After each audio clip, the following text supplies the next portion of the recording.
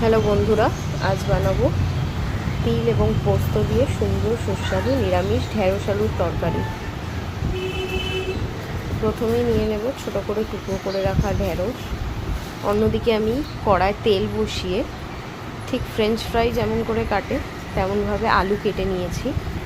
নিয়ে গরম তেলে কালো জিরে ফোড়ন দিয়ে এই আলুগুলোকে আমি ভেজে নেব।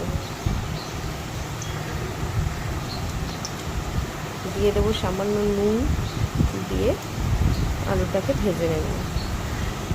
আলুটা ভাজা ভাজা হয়ে আসলে দিয়ে দেবো ঢেঁড়স। দিয়ে দিলাম 3টে কাঁচা লঙ্কা। ঝালের পরিমাণ আপনারা কম বা বেশি করে নিতে পারেন। এদিকে আমি একটা পাত্রে তিল, পোস্ত, 2 চামচ পরিমাণ তিল, তার সাথে 2 চামচ পোস্ত, 3টে কাঁচা লঙ্কা, চিনি দিয়ে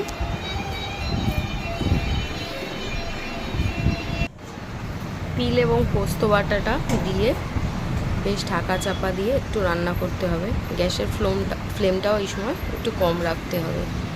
আমি একটু মিক্সির বাটিটাকে নেড়ে ছেড়ে, খুব বেশি জল দেওয়ার প্রয়োজন নেই, খুব সামান্য পরিমাণ জল দিয়ে যাতে ঢেঁড়স এবং আলু দুটোই সুন্দর সিদ্ধ হয়ে যায়। ঢেঁড়স সিদ্ধ হতে খুব একটা সময় লাগবে না, আর আলুটাও যেহেতু ভাজা ভাজা করে নিয়েছি সেই কারণেও সেটাও খুব একটা সময় লাগবে না সিদ্ধ হতে।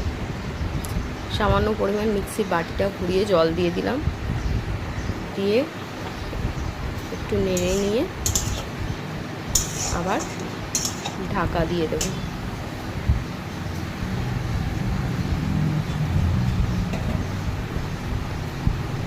এই সময় গ্যাসের ফ্লেমটা একটু কমই রাখবেন, খুব বেশি বাড়িয়ে দিলে ঢেঁড়স আলু দুটোই পুড়ে যেতে পারে।